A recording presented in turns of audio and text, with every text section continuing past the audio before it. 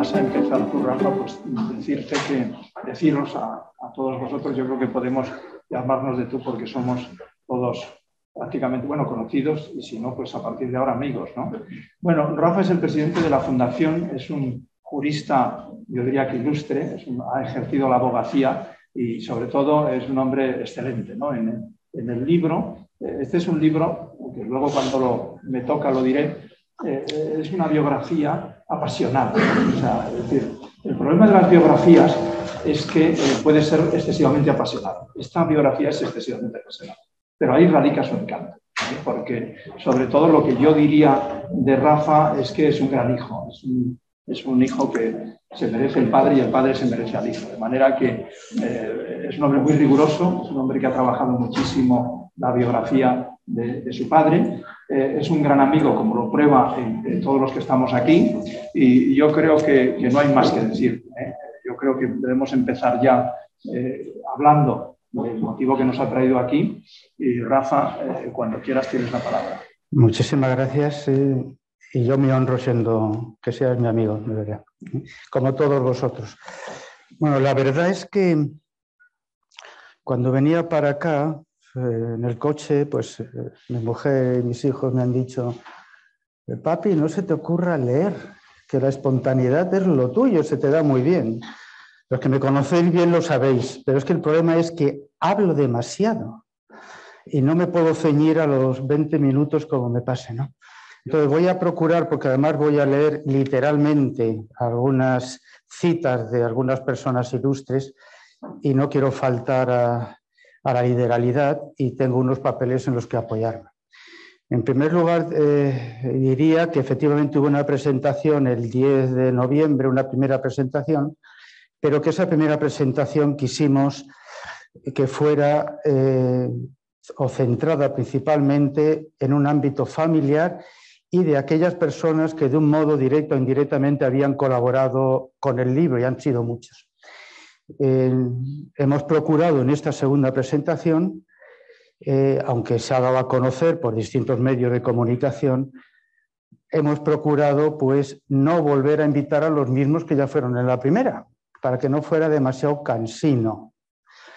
Pero yo creo que realmente por muchos y muchos actos que hagamos sobre la figura de Mariano Navarro Rubio, todos serían absolutamente distintos, porque es bastante inabarcable. Y realmente, bueno, pues solamente os puedo decir que la única manera que podéis conocer en profundidad su figura es leyendo el libro. Si no lo leéis, pues os vais a quedar pues realmente con la inquietud de que este acto es absolutamente incompleto. Yo creo que tenéis que hacer el esfuerzo de comprarlo, leerlo, por supuesto. ¿Cuántas veces compramos un libro que luego no leemos? Y luego difundirlo a familiares y conocidos. Pero bueno, en principio lo que yo quería, y voy a empezar a mirar un poco el papel que tengo entre manos, es decir, bueno, pues que cuando falleció mi padre, pues muchos amigos suyos escribieron mucho sobre su figura. Uno de sus mejores amigos y que paisano y que le quería entrañablemente fue Jesús López Medel, también fallecido. Y entonces Jesús López Medel pues escribió un artículo al año de fallecer mi padre, en el 2002, donde decía que la figura de Mariano Navarro Rubio había sido absolutamente, además de manipulada, denostada y condenada al ostracismo, porque su figura era espectacular e impresionante en la historia de España. Y se quejaba enormemente y decía textualmente: harán falta perspectiva y seguramente dosis de serenidad y de justicia para analizar lo que este hombre ha dado a España. El libro, como sabéis, se llama El hombre y el político. No se llamaba así originalmente se llamaba Un hombre de fe, porque lo que pensamos era destacar sus virtudes humanas y sobrenaturales. Pero desde la editorial y determinadas personas dijeron: hombre, que todavía hay gente en este país que se acuerda de que tu padre fue un político y va a comprar el libro para ver qué hizo este hombre que fue un político y además del régimen de Franco, y además suena que fue en el tardofranquismo y que realmente pues esa época fue gloriosa para la historia de España. Se avanzó mucho económicamente y este hombre fue una de las personas que contribuyó a ello. Y hay mucha gente que ha comprado el libro buscando al político, se ha encontrado con el hombre, y otras personas han intentado buscar al hombre y se han encontrado con el político. Realmente ambas facetas en la vida de Mariano Navarro Rubio, en la vida de mi padre, fueron absolutamente inseparables. En el prólogo, que el consejo asesor del libro tuvo a bien encargarme que yo lo hiciera, decía textualmente: Mariano Navarro Rubio no separaba la contemplación de la acción, ni existía para él distinción entre la oración y el trabajo.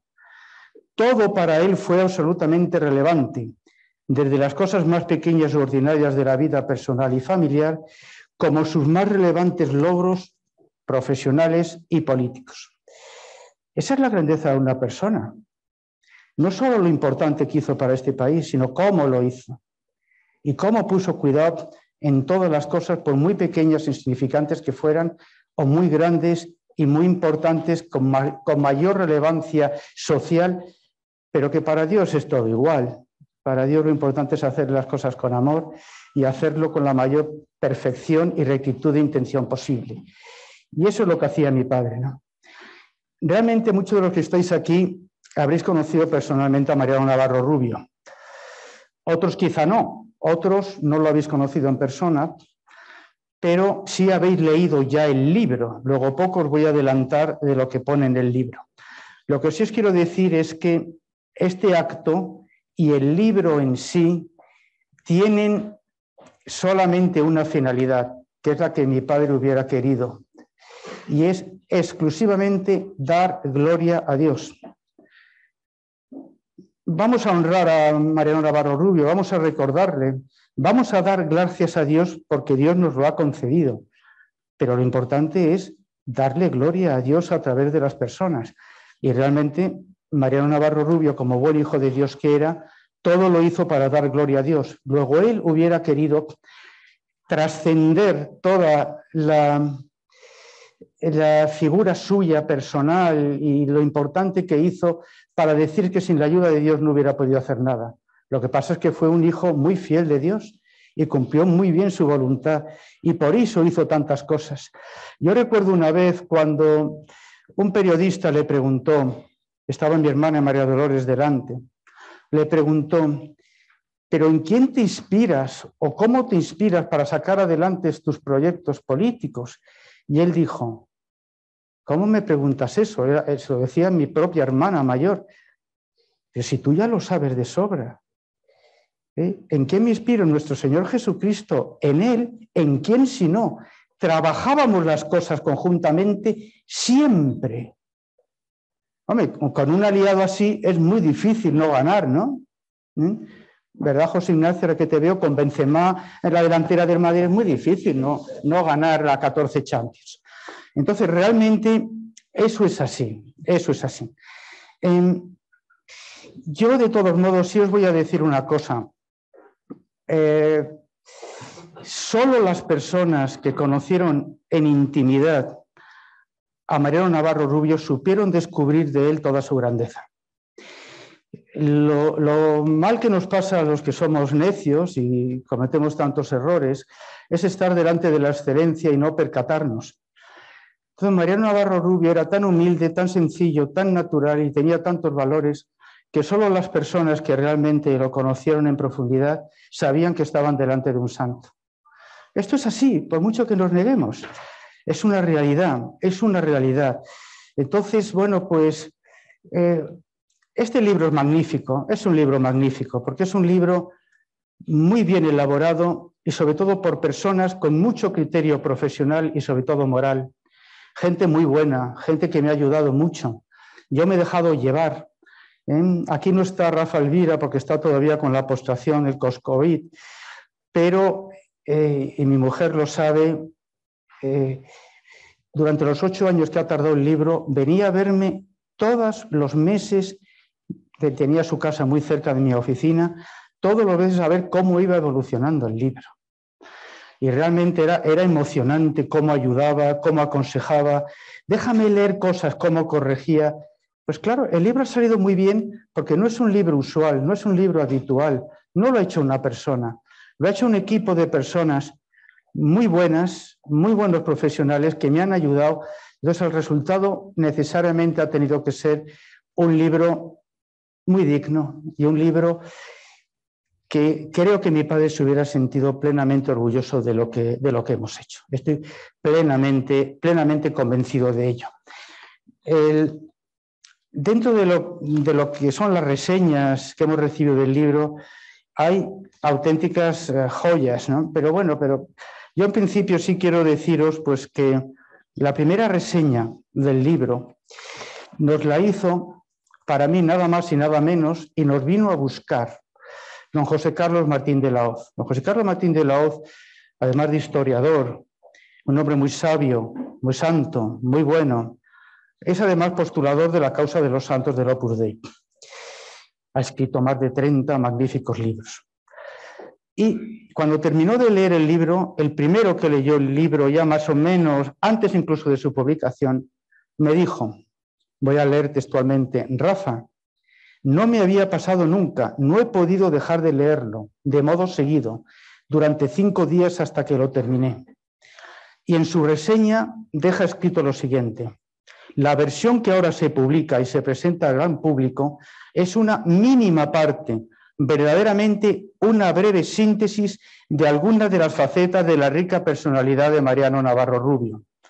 La metodología seguida por los autores ha sido tan sencilla y a la vez compleja como hacer hablar al propio Mariano Navarro Rubio a través de sus memorias, sus escritos y cartas personales, así como a sus familiares, amigos, compañeros, a través de sus cartas, informes, testimonios escritos y orales que se han recogido.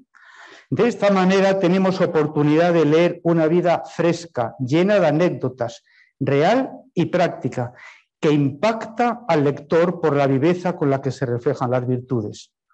Su vida de fidelidad, aun con sus dificultades y luchas, siempre la vivió con la responsabilidad del que se ha echado la familia y el país a sus espaldas y busca en Dios y su vocación la gracia para llevar a cabo tan desproporcionado objetivo. Es que lo que hizo Mariano Rubio fue muy desproporcionado y lo veréis en el libro. Realmente impacta. Estoy viendo ahí, que no se me despiste mi querido consuelo Javier Gutiérrez Palacio, otro de los miembros del Consejo Asesor del libro. Y Javier me envió una reseña que había escrito por Facebook, ¿no? Y por ahí que habías publicado. Sí, donde dijo, la lectura de este libro impresiona por el inmenso trabajo que se ha realizado. Su abundancia de escritos, testimonios y memorias fluye de forma armónica y amena hasta conseguir un relato personal e histórico que nos sitúa ante un hombre de fe y ante un político excepcional. Yo creo que con lo que os he dicho ya tenéis que estar sobradamente convencidos para leer el libro. Creo yo. Pero realmente hay mucho más.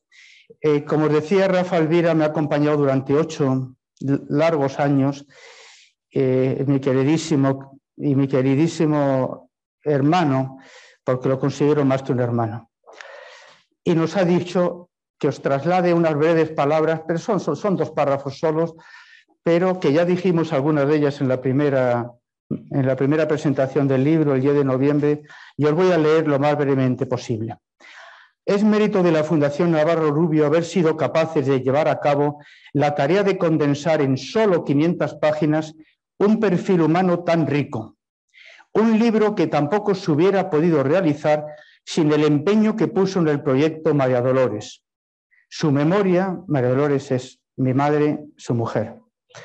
Su memoria no puede faltar hoy aquí. No me mueve solo el grandísimo cariño que le tuve, sino la verdad histórica, al decir que sin ella todo el caminar de don Mariano no hubiera podido culminar de modo tan brillante. Ella, que era una superdotada para la ciencia, el arte y tantas cosas más, se sacrificó y pasó en la sombra para apoyar a su marido y consolidar una familia de 11 hijos.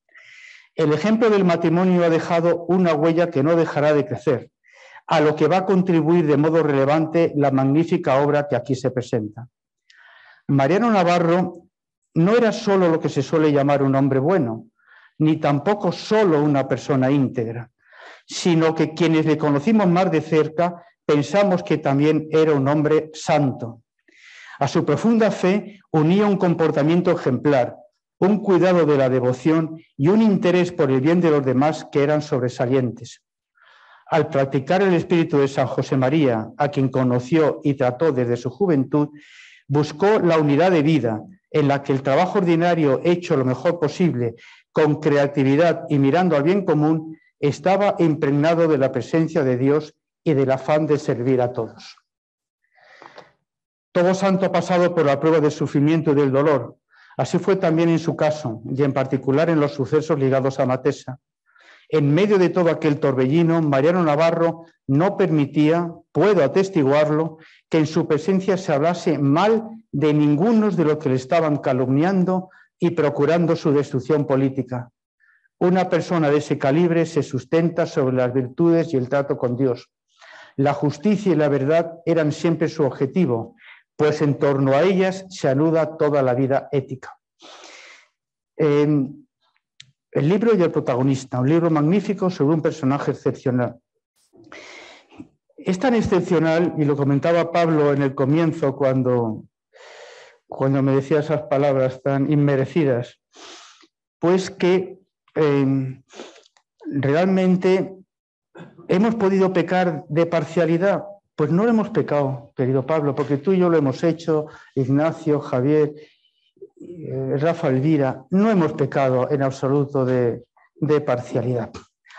Hay mucha gente que me ha dicho que es un libro también excesivamente hagiográfico. Y yo he de deciros que en absoluto lo es. Todo lo que hemos colaborado en el libro hemos tenido un común denominador y hemos peleado por cuidar la verdad y la objetividad lo más que hemos podido sin faltar nunca a la justicia. El libro, como os decía, como este acto, siempre ha querido dar gloria a Dios. Y yo cuando leía estas palabras de dar gloria a Dios, pues perdonad que os diga una intimidad, pero bueno, pero me he acordado de una frase de nuestro Señor Jesucristo en los Evangelios, cuando decía que la luz no debe esconderse en un cesto, en un celemín, sino ponerla sobre el candelero para que ilumine a todos en la casa. Alumbre así vuestra luz ante los hombres, para que vean vuestras buenas obras y glorifiquen a vuestro Padre que está en los cielos. Eso es lo que pretendíamos con la vida de Mariano Navarro Rubio, glorificar a Dios. Creo que en el libro lo hemos conseguido. Por lo demás, pues, por supuesto que no pretendemos con el libro adelantarnos al juicio que en su día puede hacer la Iglesia Católica sobre su figura. Pero es que incluso vamos a decir una cosa, desde la Fundación Navarro Rubio no tenemos interés en iniciar ninguna causa. Ya hay muchas. ¿Por qué desde la Fundación? Porque la Fundación la constituyó él. Y creemos que el ejemplo de santidad de vida tiene que calar en otras instituciones y que sean otras instituciones las que lo promuevan, no su misma fundación. Luego desde la fundación lo vamos a intentar hacer. Y don José Carlos Martín de la Hoz, postulador de la causa de los santos, nos dijo: recoger favores y por favor animaros para que la vida ejemplar de Mariano Navarro Rubio no se olvide nunca, porque realmente la santidad de vida de una persona pues tiene que servirnos de modelo y él nos puede servir de ejemplo en muchas cosas de la vida y en todos los sentidos. Yo sí os diría por lo demás que os decía antes mi madre, también tengo que mencionar a mi hermana María Dolores. Este libro se ha publicado gracias a su iniciativa, que quiso y preparó los últimos 12 años de su vida, que realmente para ella no tenían otro sentido que recoger material y transcribir sus 433 cartas personales. Y y también mi hermana, que escribió también los últimos años de su vida un libro, Recuerdos de una hija, esbozo de Mariano Navarro Rubio. Ellos nos pidieron que escribiéramos el libro y había que cumplir su mandato.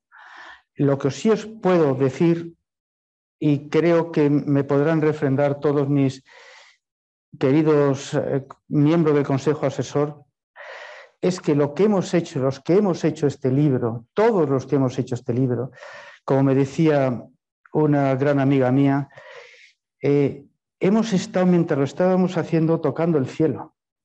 Es que realmente hemos estado tocando el cielo. Es verdad que hemos dedicado mucho esfuerzo, mucho trabajo, mucha meditación y mucha oración en sacar el libro adelante. Pero yo lo que os aconsejaría, si queréis también tocar el cielo, es que lo leáis, porque vais a tocar el cielo. Es un libro de muchas virtudes y muy completo en todos los sentidos, pero no solo es un libro de oración o de lectura espiritual, es un libro cultural y históricamente tremendamente rico. No le voy a quitar la palabra a Pablo, que posiblemente diga algo relacionado con esto. Bueno, el libro es cronológico, tiene 4 partes, y que son, pues yo creo que bastante logradas. La primera pues arranca su nacimiento hasta la Guerra Civil. Realmente lo de la Guerra Civil es curioso porque qué poca gente sabe cómo mi padre luchó en la Guerra Civil y cómo dedicó su vida, su patria a Dios en la Guerra Civil. Es emocionante. Fue múltiplemente condecorado, incluso con la laureada colectiva, propuesto para la laureada individual, herido 3 veces en herida de bala. Fue siempre, él se proponía ser propuesto para todos los comandos de ataque que había en aquellos tiempos en la guerra y siempre aparecía en primera línea de combate en el frente de batalla. Y ofreció su vida a Dios porque se la querían quitar en la guerra. Estaba amenazado de muerte por ser de oración católica y por ser de la adoración nocturna, su oración preferida. Él era republicano, pero en la guerra le amenazaban de muerte por ser católico y por practicar su fe. No pudo hacer otra cosa, decía. Me tuve que alistar al Ejército Nacional porque era el único que defendía mis auténticos valores. Y daba su vida por Dios y por su patria. Lo que pasa es que en sus memorias y en sus cartas deja pasar la guerra como de puntillas porque no quería abrir heridas. Y su afán por perdonar empezó ahí y continuó durante toda su vida.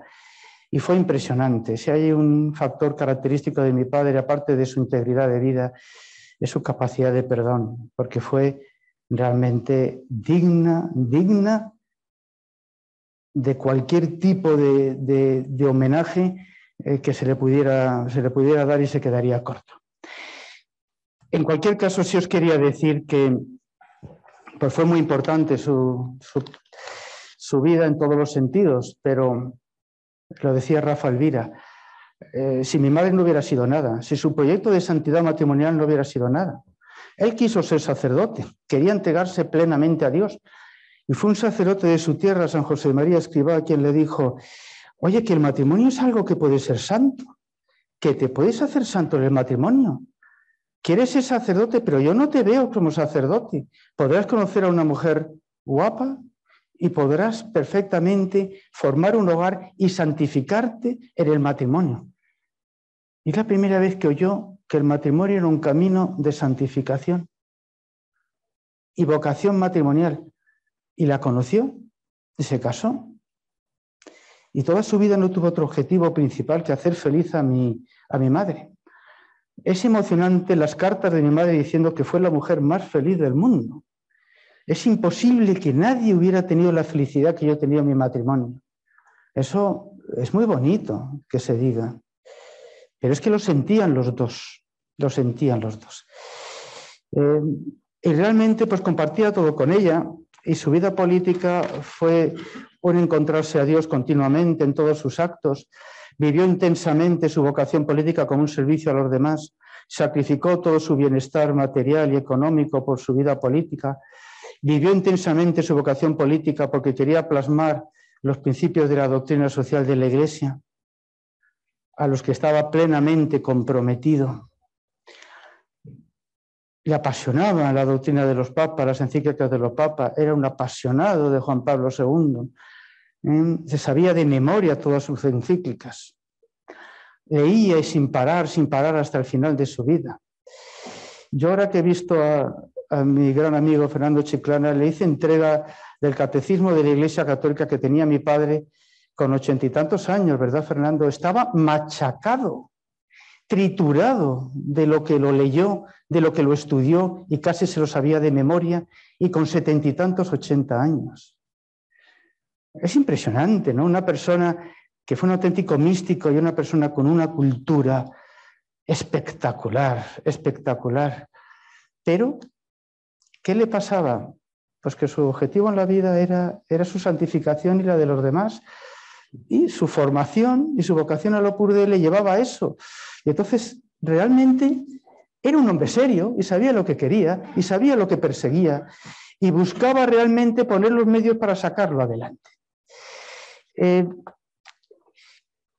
Bueno, yo sí voy últimamente a decir unas breves palabras, no te las quiero pisar como político, porque al ver otra vez a mi querido consuegro Javier, en su reseña dice: muchos lectores desconozcan quién fue, quizá muchos lectores desconozcan quién fue Navarro Rubio y cuáles fueron sus contribuciones. Convencido liberal, avanzado en temas políticos y económicos, fue el principal artífice del cambio de la España en la posguerra. Gracias a su trabajo como ministro de Hacienda, España terminó su periodo aislacionista y pudo salvarse de la quiebra económica. Navarro Rubio contribuyó a modernizar las estructuras económicas y financieras, siendo el responsable del milagro económico español. Esto permitió que creciera en España la clase media, la que fue clave para que se pudiera desarrollar de un modo pacífico la transición a la democracia. Querido Javier, no se puede decir mejor. Muy completo, muy completo. Pero realmente sí voy a concretar una cosa que yo sí sé y en el libro queda marcado. Y analistas económicos como mi amigo Vicente Lozano, pues quiero destacar, Vicente, mi padre se encontró solo. Lo dicen todos los que trabajaron con él, solo para sacar el plan de estabilización, solo acompañado de un extraordinario equipo del Ministerio de Hacienda. Franco le dio plenas facultades, le dio autoridad y libertad porque España estaba en la bancarrota, pero lo hizo solo con su equipo del Ministerio de Hacienda, en contra de viento y marea. Él lo llamaba la batalla de la estabilización. Con perdón de lo que os voy a decir, que no se apunten medallitas otros. Por supuesto, después de iniciar el plan de estabilización, a caballo vencedor se apuntaron muchos demás. Pero lo hizo él solo, con su equipo, por supuesto, del Ministerio de Hacienda, y muy valioso. Y en contra de la opinión de todos. Y él lo dice en el libro, mi padre nunca mentía. En los consejos de ministros estaba solo, perseguido. Y no digamos luego ya por el caso Matesa, porque podía haber sido presidente del gobierno, y fueron a defenestrarle, a calumniarle y a cargárselo, porque solamente quería el aparato falangista dominar aquella época de la transición a la democracia, y no dejaron que ninguno de los tecnócratas lo hiciera. Esa es una verdad histórica, y eso está ahí, querido Pablo, y eso tenemos que saberlo también. Antonio Barrera de Irimo, que trabajó mucho con él en el Ministerio de Hacienda, decía: en todo esto, y a ver si lo encuentro, son muy breves las palabras, pero no me gusta hablar cuando pongo palabras en otra persona que no sean textuales. En todo esto se empeñó un aragonés tenaz y honrado, recio, rico en creencias, merece un gran respeto y gratitud. En todo esto se empeñó él y se sacó adelante por él. Y el fin de la autarquía, la apertura del régimen al exterior, el ingreso en todos los organismos internacionales y la transición a la democracia. Fue el ministro más demócrata liberal de todos los de Franco. y se enfrentó a él y le presentaba la dimisión continuamente, porque no creía Franco en aquellos tiempos en la apertura del régimen, y mi padre no paraba en insistirle. Y eso está también en los consejos de ministros. Para los historiadores se puede demostrar. Bueno, en definitiva, ya termino, te voy a dar paso, querido Pablo, no sé cuánto tiempo llevo, pero mucho seguro, porque como ves no me he ceñido al guión. Bueno, pues yo lo que creo es que esta gratitud que le ha profesado Alberto Barrera de Irimo, tenemos que prestársela a todos los demás, incluso políticamente. Y transmitiros también que estamos a punto de terminar la primera edición del libro y que queremos que salga otra segunda edición. Va a salir con algunas correcciones y queremos que salga porque va a salir incluso a lo mejor incluso más bonita, pero sobre todo yo estoy especialmente interesado en que salga esta segunda edición del libro, porque cuando hablamos de las aficiones de mi padre, en algún momento determinado, yo apostillo que le gustaba mucho el fútbol, y siempre decía que el Real Madrid pues, era el mejor embajador de España en el extranjero. Y yo apostillaba, y eso que no llegó a conocer las 13 Champions del Madrid, pero es que tenemos 14. Luego hay una errata importantísima en el libro, y hay que corregirlo, además de otras, hay que corregir que son 14 Champions. Y mi padre se hubiera sentido muy orgulloso del sacrificio de la entrega y no tirar nunca la toalla de su Real Madrid. Llevaba el Zaragoza en su corazón, pero él era del Real Madrid. Es que está tan reciente lo del Real Madrid que no tengo más remedio que acabar así. Muchas gracias y Pablo, tienes la palabra.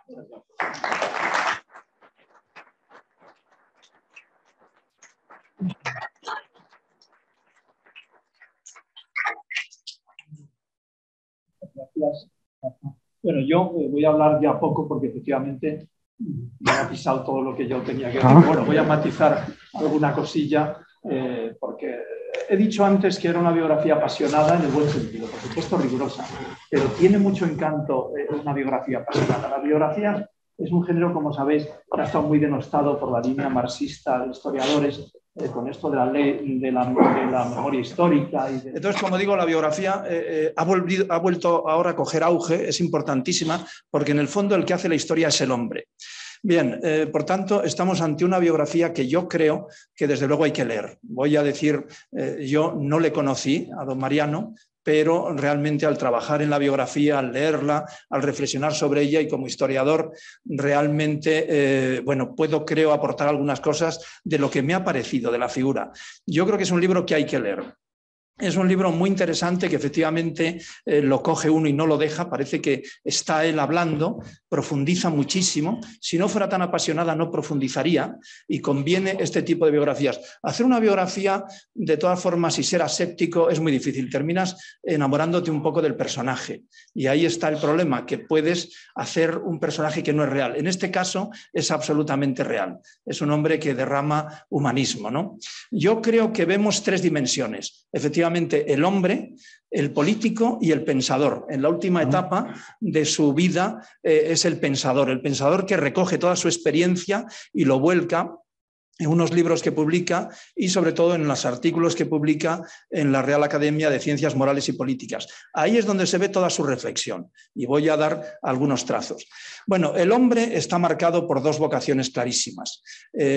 Una vocación militar, aquí hay algunos militares, yo también lo soy y lo vais a descubrir rápidamente. Es decir, evidentemente, un joven que con 23 años, fijaros, acordaros de vuestros hijos, el que los tenga con 23 años, es capitán y manda una compañía de regulares, o sea, decir, de moros, de árabes, no es despectivo la palabra moro, moro se llamaba, y de nacionales también, y hace la guerra, como él la hizo con 23 años, una unidad durísima como eran los regulares, la unidad más condecorada de la historia de España, por cierto, los regulares.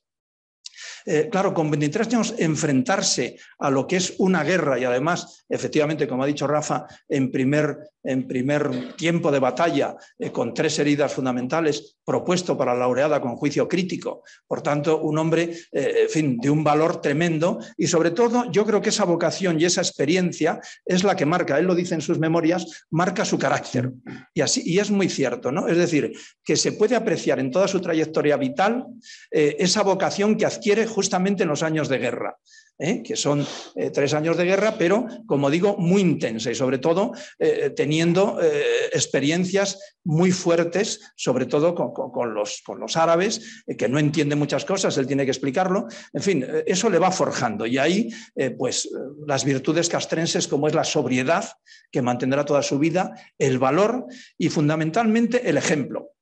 Es decir, cualquier militar sabe que el ejemplo es fundamental y él aprovecha precisamente ese ejemplo en su vida con su trato a los subordinados que va manteniendo a lo largo de toda su trayectoria profesional.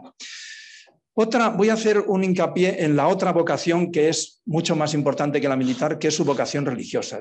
Efectivamente, como ha dicho Rafa, a la luz de la fe orienta toda su vida. Y esto es importante porque le sirve para escalar en la vida, para conseguir todo lo importante que quiere hacer, pero también para aguantar los golpes que la vida le va a dar. Es decir, sin esa fe tan acendrada y sin esa vocación al Opus Dei, antes fue miembro de la Asociación Católica de Propagandistas y cuando conoció a San José María, es cuando entra en la vocación del Opus Dei y esas contradicciones que tuvo dentro de la propia obra que le fortaleció indudablemente con esa fidelidad que mantuvo la fe. Por tanto, vocación religiosa con esa fe acendrada y vocación militar marcan a este personaje que sin duda no hubiera sido lo que fue sin esa doble vocación. Y como digo, en el hombre, en ese trato con sus subordinados se puede ver esa escuela que dejó, es decir, gente eminentemente abierta, eminentemente liberal en el buen sentido de la palabra, una palabra bastante denostada la liberal, pero él lo era en el sentido más puro de la esencia, que es el no tener prejuicios. Probablemente también en su faceta militar aprendió a no tener prejuicios al manejar hombres como eran los árabes en aquella época, y entonces esto seguramente le sirvió también. Gente como Fuentes Quintana, como Antonio Barrera de Irimo, que has citado, que es un hombre interesantísimo en la historia de España, un hombre que dimitió cuando cesó Pío Cabanillas, o como Boyer o Solchaga, es decir, terminaron en el socialismo, ¿no? Por tanto, admiraban muchísimo a su jefe, o también se puede ver la amistad que tenía, eso lo podemos ver en la amistad que tuvo con Juan Caldés. Aquí hay algunos de sus hijos y esa amistad, él tenía esa forma de trabajar con sus subordinados como haciéndoles amigos, ¿no? Es decir, esa amistad que daba a su subordinado, él lo cuenta en sus memorias, la gente que trabajaba para él, terminan siendo amigos y eso es lo que hace que el subordinado se sienta moralmente obligado a cumplir con su deber. Es inteligentísimo esa forma de trabajar que tenía. Es decir, cómo elige a los mejores, los forma y los mejores le devuelven lo que hacen a él. Entonces, yo creo que en eso es algo que se trasluce. Yo he jugado con el libro y con sus memorias. El libro complementa perfectamente las memorias. Es más, se puede leer este libro ya sin tener acceso a las memorias, pero yo, como tuve que trabajarlas mucho cuando hice otra biografía de alguien muy parecido, el general Díez Alegría, que también sufrió lo suyo, lo mismo que don Mariano, pues entonces tuve que verlas mucho. Bien. El hombre político. Bueno, pues vamos a lo mismo, es decir, esa formación que tiene, él parte del nacionalsindicalismo, hubiera sido, no habiéndose nunca afiliado a Falange, porque él pudo en la guerra entrar en una bandera de Falange, como otros muchos. Por ejemplo, mi padre, que entró en una bandera de Falange y luego ascendió en el ejército y terminó siendo coronel. Don Mariano podía haber sido falangista y no quiso. realmente no quiso. Estuvo muy cerca en el nacionalsindicalismo y podía haber vivido perfectamente dentro de su vocación política sin haber tenido ningún problema, pero él no era así. Es decir, fundamentalmente lo que hace es lo que tiene que hacer. Él ve que España está desmoronada en el año 1959, cuando le hacen ministro de Hacienda, y lo que hace es entrar y ver a Franco y decirle: mi general, esto se desmorona. Es decir, con un momento en el que la inflación era altísima, la inversión mínima. Dice Ullastres en un artículo que he leído que España exportaba 400 millones de dólares, 400 millones, e importaba 600 millones. Es decir, que hubiéramos entrado en bancarrota.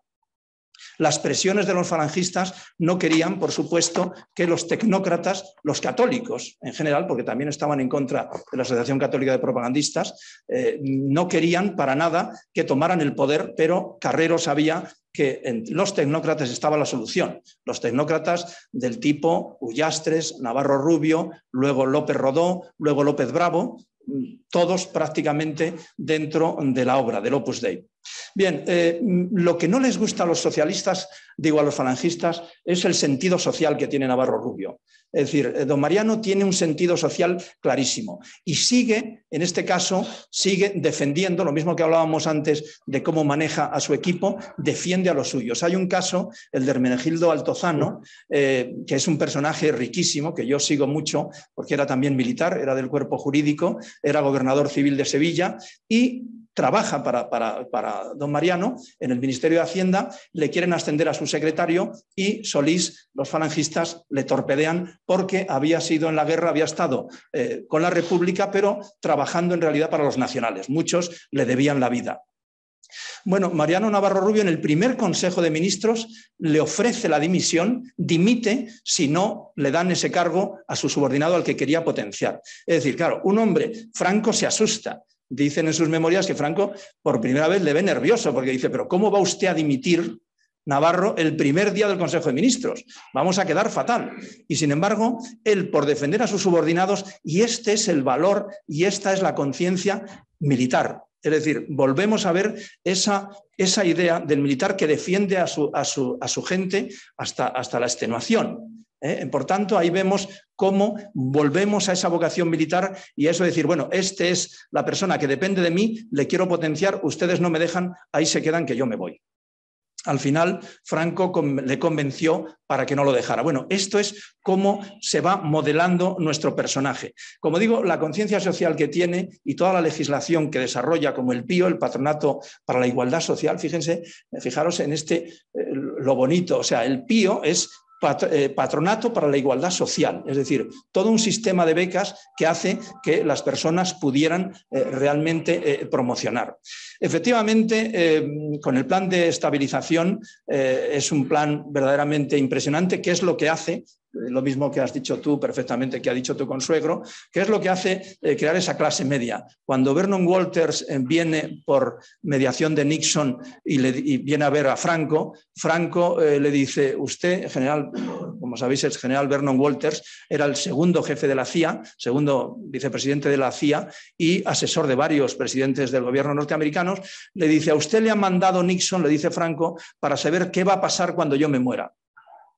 Claro, Walter se queda un poco, hombre, no, pero bueno, dice, sí, pero le voy a decir una cosa, dice Franco, no se preocupe, dígale a su presidente que no se preocupe porque no va a pasar nada a mi muerte. Y Walter le dice, porque dice Franco, porque he dejado algo que va a hacer que no pase nada cuando yo me muera. Y Walter le dice, ¿se refiere usted al ejército? Y dice Franco, no, a la clase media. Efectivamente, es la clase media y por eso podemos decir, y aquí hay un estudiante becario al que estoy dirigiendo la tesis, que ha venido, y me alegro mucho que haya venido, porque estamos haciendo una tesis precisamente sobre la transición, sobre el grupo tácito. Y siempre le recomiendo y le he recomendado que venga porque efectivamente la pretransición empieza aquí. Es decir, sin este grupo de tecnócratas, sin esa clase media hubiera sido imposible la transición. Pero no solo eso, es que los tecnócratas, y concretamente don Mariano, empieza a cambiar el chip de la politización del político, perdonen la redundancia. Es decir, empiezan a hacer una clase política no politizada, no haciendo todo lo que tiene que ver el régimen, sino incluso enfrentándose al régimen para salvar a España. ¿de acuerdo? Es decir, saben que lo tienen que hacer y lo hacen. Con esos riesgos que tiene. Y ese riesgo que tiene es el que sufre don Mariano, como otros muchos, precisamente por enfrentarse a esa sección que algunos historiadores llaman búnker, que tenían también su razón. Creían que lo mejor para España es que después de Franco siguieran las instituciones franquistas, pero había otros muchos que pensaban que la figura de Franco era tan importante que era imposible un franquismo sin Franco. Y todos tenían razón. Por tanto, sin embargo, ellos, en el caso de don Mariano, realmente sufrió lo indecible. El poco apego que tenía él, y esto dice mucho también de su condición tanto cristiana como militar, a su cargo, pues le hace que él quería pasar del plan de estabilización al plan de desarrollo, pero el almirante Carrero considera que no, que debe pasar a presidencia y a dirigirlo López Rodó. Y él simplemente dimite y se va. En el año 1965. Podía haber seguido siendo ministro, pero él decide que no, porque cree que él tiene que continuar y que es la continuación uno de otro, aunque luego efectivamente salió muy bien. Bueno, ya me quedan 3 o 4 minutos porque yo creo que sería muy bueno que hubiera un coloquio y entonces probablemente será mucho más interesante lo que querráis saber que lo que yo pueda decir. Pero sí que quiero decir que efectivamente Matesa, el caso Matesa, que fue tan duro para él y que utilizó, como digo, este búnker falangista con el criterio de que ellos, ya digo, que pensaban que era lo mejor para España esto, quiero pensar, y cómo le atacan y cómo le destruyen, como hicieron también, como digo, con el general Díez Alegría, que es un caso paralelo y parecidísimo, mintiendo, diciendo que no le habían dado permiso a Arias Navarro para ir a ver a Ceausescu en Rumanía, cuando sí se lo había dado, y eso lo he podido demostrar yo en la biografía que he hecho. Lo mismo, van a atacarle y le hunden, y además quizá prácticamente los mismos personajes, ¿no? Es lo que le hacen sufrir con esa vocación militar cuando él intenta ascender. Él asciende como general jurídico a general de brigada, pero en el propio Consejo del Ejército le exigen que deje el ejército. Claro, esto era doloroso para él, porque él pide un destino militar, cuando ya es el caso Matesa, y no se lo permiten. Entonces eso es muy doloroso para un hombre que ha empezado, que ha hecho la guerra, que ha dado su vida, que ha trabajado muchísimo por España y sin embargo no le permiten ser general de división, que es lo que pide, honorario, y tampoco se lo permiten. Algo doloroso en su vida también. Como digo, en estos años 65, 69, 70, Matesa empieza en el 69 y dura varios años de calvario más, pero en 1970 se produce el proceso de Burgos. Aquí los historiadores marcan el ocaso del régimen. Es decir, con Matesa, el enfrentamiento entre azules y tecnócratas y el proceso de Burgos, empieza realmente el ocaso del régimen, que crea problemas también dentro del ejército en algunas facciones. ¿De acuerdo? Bien, por último, yo creo que nos quedaría la última fase de pensador. Es decir, como decía antes, el pensador, una vez ya al final de su vida, cuando ha terminado todo, con ese desengaño que lo lleva muy bien. Yo creo que su mujer en algunos momentos llega a pensar que lo llevó peor que él. Sí. Peor que él, es decir, su mujer, claro, evidentemente las mujeres y los amigos no soportan el dolor de sus amigos y de sus maridos, y sobre todo cuando es una mujer de carácter... Leona herida. Exactamente, pues podría ser, ¿no? De carácter, que ves que tu marido, en fin, no sé, cada uno que se imagine su situación con su mujer al lado, que dé un codazo. Yo, como no la tengo aquí, no me lo puedo dar, pero si estuviera aquí ya me estaría diciendo que me callara, que llevo mucho tiempo hablando, con lo cual me puedo extender un poquito más. Pero efectivamente, la mujer, al ver herido a su marido y ver que su marido no hace nada o no quiere hacer la reacción que ella espera de él, ¿no? Entonces, quiero pensar que fue algo así, aunque no lo puedo saber, pero efectivamente yo creo que es así. Luego terminaré con una frase de María Dolores Serrés que me impresionó muchísimo. Como digo, en esta reflexión que hace, él hace una reflexión sobre lo que es el futuro de España y acierta en muchas cosas. Por ejemplo, dice una cosa que yo estoy totalmente de acuerdo, y analizando yo, he trabajado en mi tesis doctoral todo el siglo XIX y ahora algo del XX, pero sobre todo el XIX, ¿no? Entonces, yo creo que el problema de España, y podéis tomarlo en la actualidad, es la clase política. Es decir, ese es el grave problema de España. La clase política, una clase política que en algunas ocasiones no está a la altura de las circunstancias y sobre todo del pueblo. Pensemos, por ejemplo, en el 2 de mayo, donde todo el gobierno era francesado y es el pueblo el que dice no, nosotros no queremos ser franceses. De manera que esa clase política que yo creo que quizá no haya habido un estadista en España como don Antonio Cánovas que piensa realmente en él y no piensa en sí mismo. Esto lo manifiesta y lo dice don Mariano en un escrito interesantísimo, donde se queja y lamenta esa clase política. Esa clase política que es el problema. Y yo creo que, evidentemente, en estos momentos está claro que es la clase política el problema que en estos momentos tiene España, con lo cual es un visionario también. Y también le preocupan mucho los poderes de la corona, ¿no? Él es un hombre, hay una foto en el libro que me encanta, que le está como enseñando a don Juan Carlos, ¿verdad? Es muy significativa esa fotografía porque él forma parte del grupo de López Rodó que apuestan por don Juan Carlos y no por don Juan. Conté la otra vez una anécdota que no me resisto a no contar porque es muy original y no está publicada. Hace poco estuve comiendo hace unos meses, con Luis María Ansón y sin saber, conociéndome, pero bueno, con un grupo de amigos del Instituto de Estudios de la Democracia, contó una anécdota y contó que cuando don Pedro Sáenz Rodríguez en el Consejo de don Juan de Borbón se dio cuenta en los años 60 que los tecnócratas del Opus Dei estaban apoyando a don Juan Carlos y no a don Juan, porque, como vosotros sabéis, don Juan Carlos tuvo grandísimos problemas con su padre y con el legitimismo monárquico. Muchos problemas. Durante mucho tiempo tuvieron gravísimos problemas. Entonces, cuando don Pedro Sáenz Rodríguez se dio cuenta, mandó a Ansón a hablar con, él decía, el padre Balaguer, escriba de Balaguer. Fue a Diego de León, Ansón, y le transmitió de parte de don Juan que por favor los tecnócratas, los ministros del Opus Dei dejaran de apoyar a don Juan Carlos y apoyaran a don Juan de Borbón.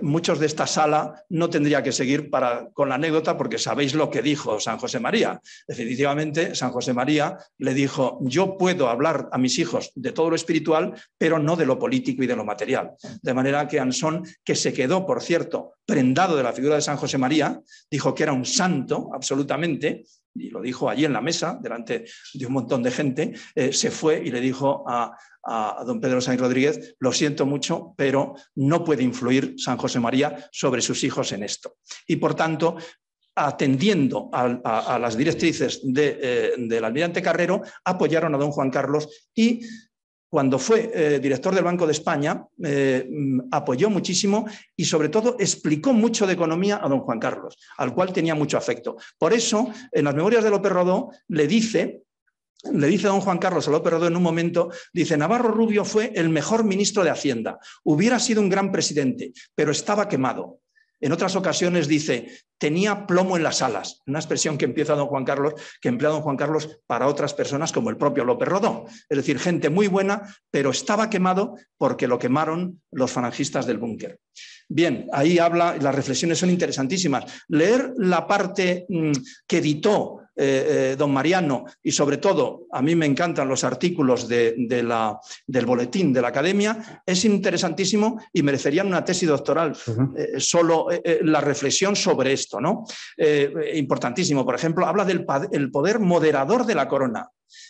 Si Dios quisiera que la corona tuviera poder moderador, fijaros lo que nos hubiéramos ahorrado. Probablemente sí que ocurrió el poder moderador de don Juan Carlos, del rey Juan Carlos, no el rey emérito como dicen, que es una barbaridad. Es el rey Juan Carlos, no el rey emérito. No existe el rey emérito. Entonces, si hubiera sido, y efectivamente moderó, si pudiera moderar ahora, el actual rey, sería una maravilla, ¿no? Entonces, fijaros la visión que tenía él como papel moderador. Y ya para terminar, y ya lo prometo, porque cuando uno dice para terminar, tiene que terminar, no puede seguir. Quiero decir lo de María Dolores Serrés que os decía. María Dolores se sintió, efectivamente, como os he dicho, herida y con un marido al que ella quería que luchara más. Y entonces le mandó una carta al marqués de Mondéjar porque primero fue al rey y luego, primero a Franco y luego al rey, protestaron pidiendo justicia para la injusticia, sobre todo el insultante indulto que tuvo. Entonces María Dolores en esa carta le dice: mi marido pasará a la historia no solamente por las cosas buenas que ha hecho por España, sino por lo que le han hecho sufrir, por lo que ha sufrido. Por eso pasará a la historia. Y efectivamente ha pasado a la historia por eso. Y por eso lo estamos hablando aquí. Y ya no digo más. Muchas gracias por la atención.